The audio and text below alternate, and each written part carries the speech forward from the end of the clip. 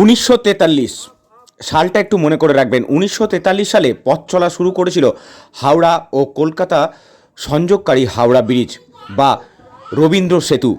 প্রায় 81টা বছর মানব সেবায় নিয়োজিত হাওড়া ব্রিজের এই আগে আবারও বলে রাখি, প্রায় 81 বছর মানব সেবায় নিয়োজিত হাওড়া ব্রিজের আগে দুবার স্বাস্থ্য পরীক্ষা হয়েছিল, 1983 সালে এবং 1988 সালে।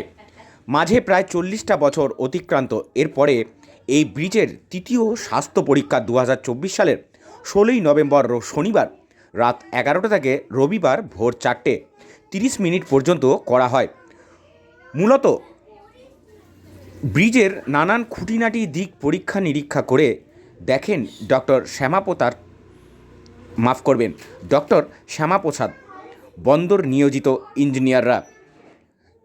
আগামী দিনে যাতে সমহিমায় এই হাওড়া ব্রিজ মাথা তুলে মানব সেবায় দাঁড়িয়ে থাকতে পারে, সেই জন্যই এই স্বাস্থ্য পরীক্ষা। স্বাস্থ্য পরীক্ষার নির্ধারিত সময়ে যান চলাচল বন্ধ থাকার পর আজ ভোর 4:30 সময় আবার চালু হয়ে গেল হাওড়া ব্রিজের যান চলাচল। সরাসরি দেখছেন হাওড়া ব্রিজ থেকে সেই ছবি।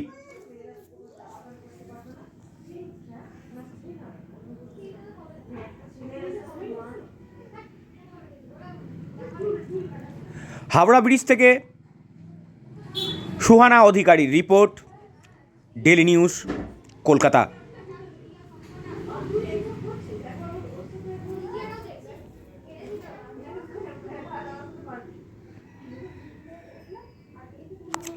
কি বলছেন এক ইঞ্জিনিয়ারের সঙ্গে কথা বলেছিলেন আমাদের সাংবাদিকরা, কি বলছেন শোনাবো, শুনুন। পরবর্তী খবরের জন্য অবশ্যই চোখ রাখুন ডেলি নিউজের পর্দায়।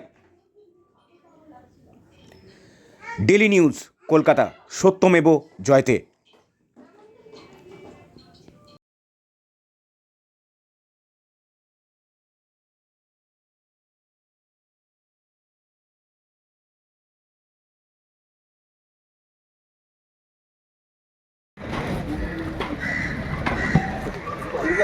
ম্যাকেবের নেতৃত্বে একটি কমিটি গঠিত হয়।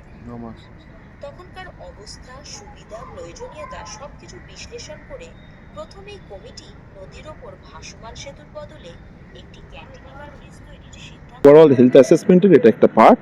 এখানে অনেকগুলো নিটিগ্রিটিস আছে, অনেক কিছু চেক আমরা করছি, সেটুকুই আমরা মানে এখন এরপরে এটা অ্যানালিসিস হবে, রিপোর্ট হবে, কীভাবে এটাকে আরও স্বাস্থ্যটাকে আরও কীভাবে রিহ্যাবিলিটেট করা যায় সেটাকে প্রায় 3.5 ঘন্টা অতিক্রান্ত হয়ে গেছে। হ্যাঁ, অলমোস্ট। এটা আমাদের 4:30 অবধি ব্লক আছে, আমরা ব্লকের মধ্যে আমরা কাজটা শেষ করি।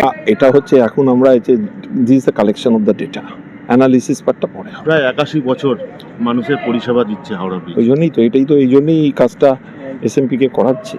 এতটা মানে এই ব্রিজটা আমাদের তো একটা হেরিটেজ স্ট্রাকচার, না, একটা আইকনিক ভ্যালু আছে, সেই জন্যই করানো হচ্ছে। মানে এটা একটা অনেক বড় প্রশ্ন, কিন্তু সেটা এই মুহূর্তে কিছু বলা যাচ্ছে না, because is a very initial stage of the study. এটা একটা অনেক পুরনো